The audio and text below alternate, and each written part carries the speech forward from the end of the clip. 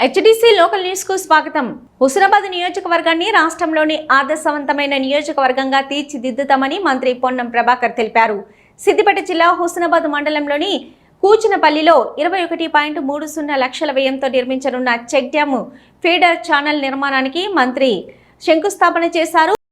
ఈరోజు ఉదయాన్నే చిగురుమామిడిలో కొన్ని వ్యవసాయ పనిముట్లు, అదేవిధంగా అక్కడ తెలంగాణ మోడల్ స్కూల్ ఏర్పాటుకు సంబంధించి నిర్ణయం తీసుకొని స్థల పరిశీలన చేయడం జరిగింది.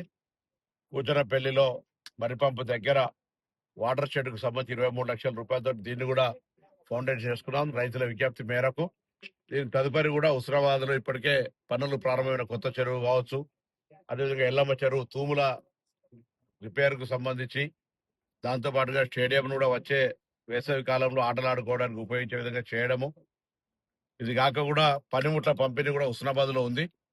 వివిధ జరుగుతున్న అభివృద్ధి కార్యక్రమాలను పర్యవేక్షిస్తూనే కొత్త కార్యక్రమాలను ఇంకా వేగవంతంగా చేయడానికి, జరుగుతున్న పనులను వేగవంతంగా చేయడానికి కొత్తవి కూడా శాంక్షన్ చేసుకునేందుకు న్యాక్ సెంటర్ శాంక్షన్ చేసుకున్నాం. అదేవిధంగా న్యాక్ సెంటర్ లో కూచనపల్లి ఏరియా లోపల వస్తుంది, మాలపల్లి శివారు లోపల ప్రజలకు ఉపయోగపడే విధంగా ఇక్కడ పని విధానంతో వాళ్ళందరూ కూడా ట్రైనింగ్ ఇచ్చి ఉపాధి అవకాశాలు మెరుగుపరిచేటువంటి ఒక ప్రయత్నం చేస్తా ఉన్నాం.